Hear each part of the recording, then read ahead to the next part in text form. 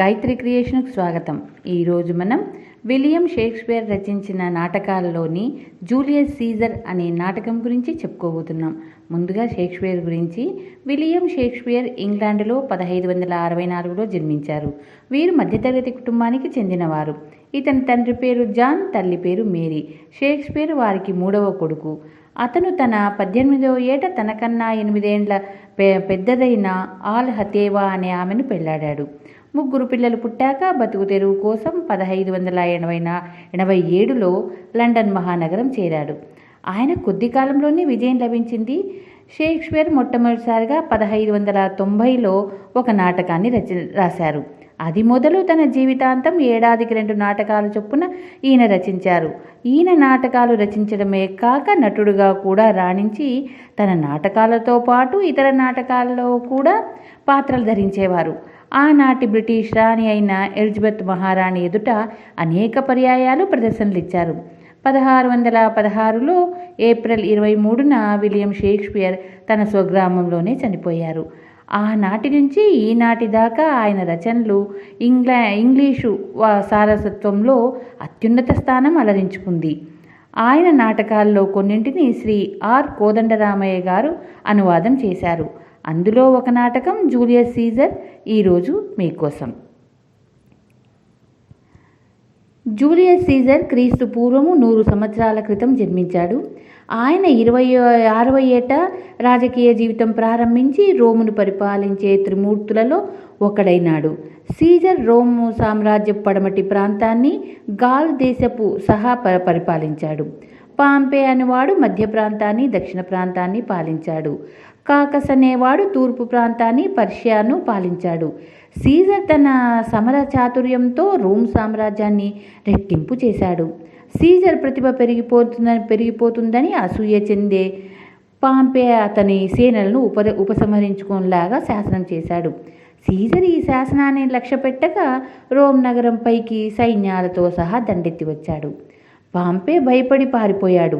Caesar Pompey సైన్యాలను నిర్మూలించి ఆఫ్రికాలోను ఉపాసియాలోను గల తన శత్రువులతో యుద్ధాలు చేయబోయి అందులో పూర్తి విజయాన్ని సాధించాడు.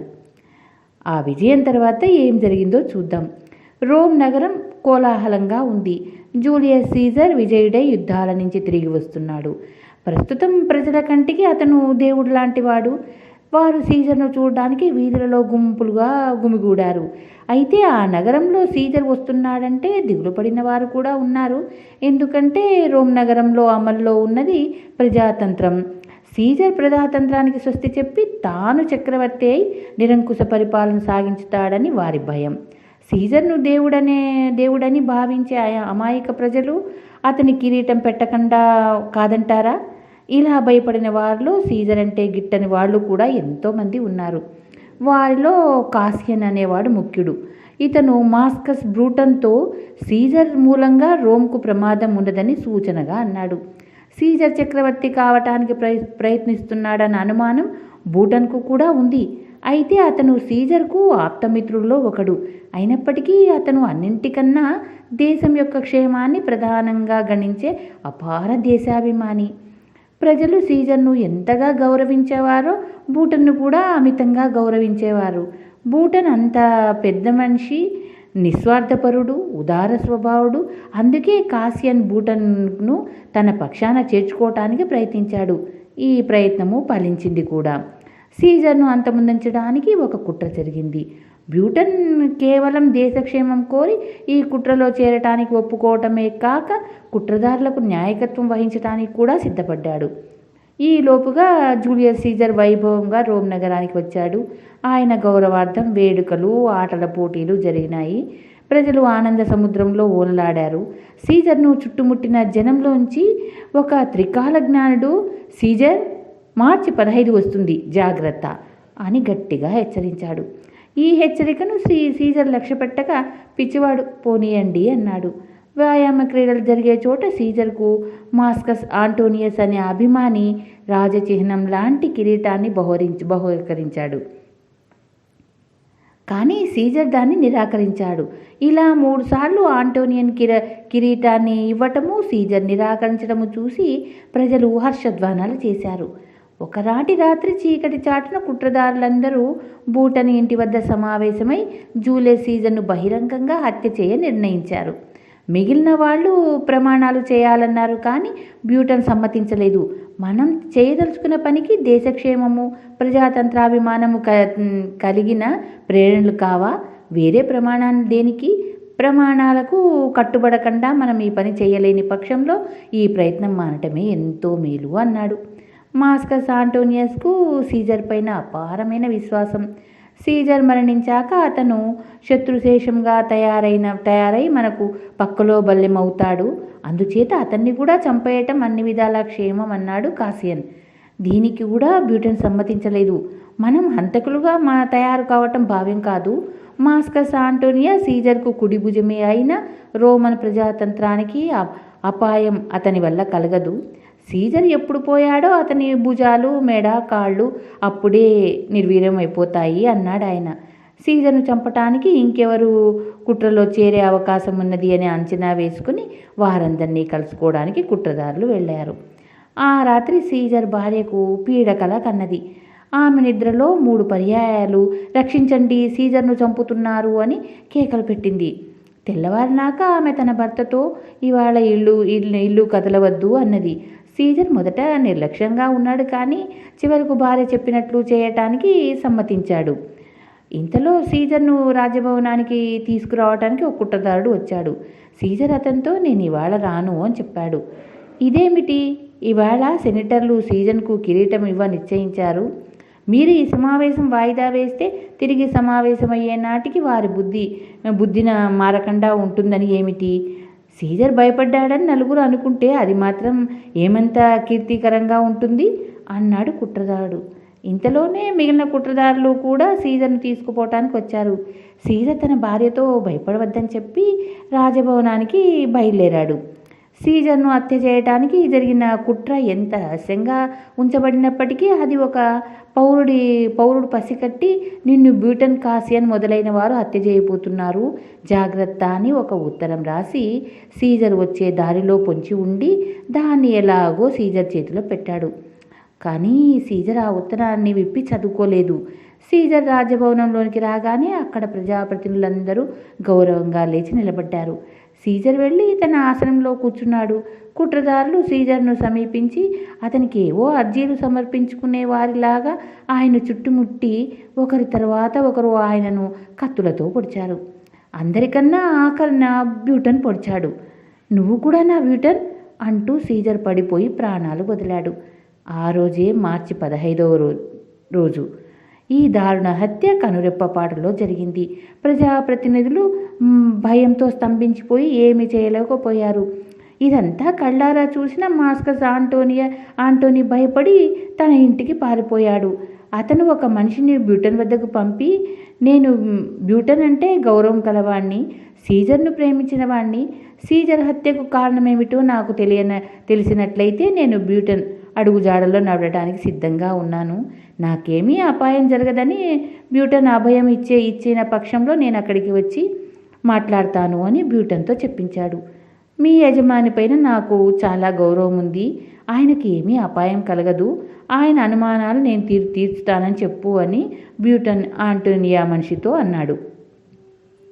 ఆంటోనీ రాజభవనానికి వచ్చాడు. సీజర్ శవాన్ని చూసి ఏడ్చాడు. హంతకులను ఏమీ అనలేదు. సీజర్ను చంపిన కత్తులతోనే తనను చంపేయమన్నాడు. మా చేతుల్లోనూ కత్తులు చూసి మేము కిరాతకులం అనుకోకు, రోమ్ కోసం కుమిలిపోయే మా హృదయాల్లోనికి చూడు. ప్రజలు సీజర్ హత్యకు భయంతో ఉన్నారు, భయపడవలసిన అవసరం లేదని వారిని హెచ్చరించిన అనంతరం నేను సీజర్ను ప్రేమించిన వాణ్ణి అయి ఉండి సీజర్ను ఎందుకు చంపానో సవిస్తరంగా చెబుతాను అన్నాడు బ్యూటన్.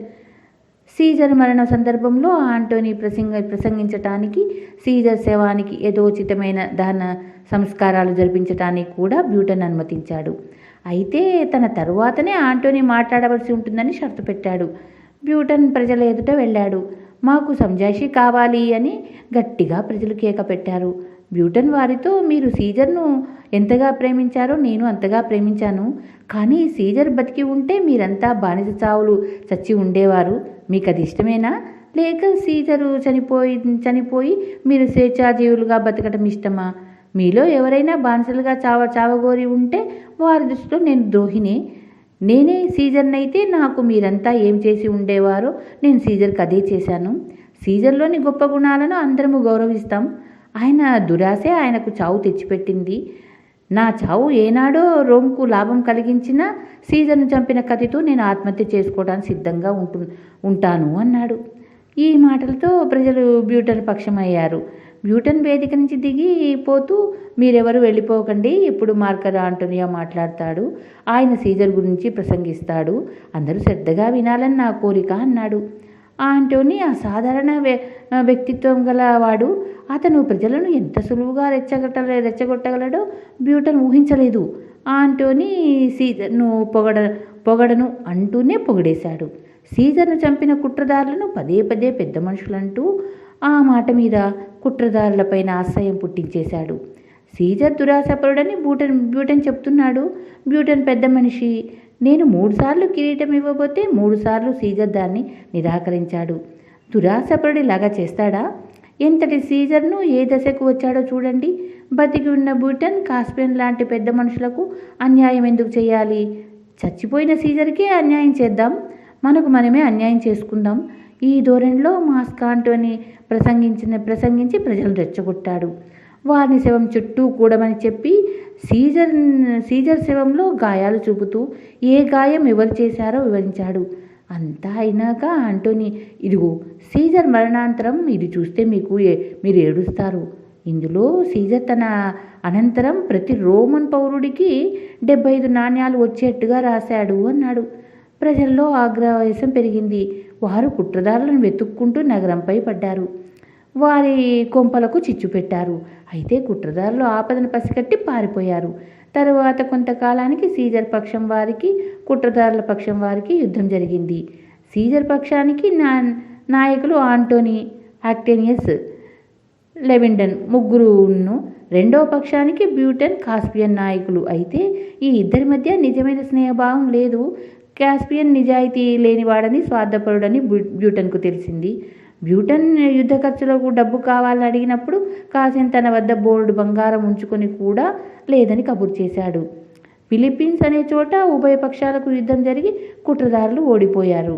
బ్యూటన్, కాస్పియన్లు శత్రు చేత పడక ముందే ఆత్మహత్య చేసుకున్నారు.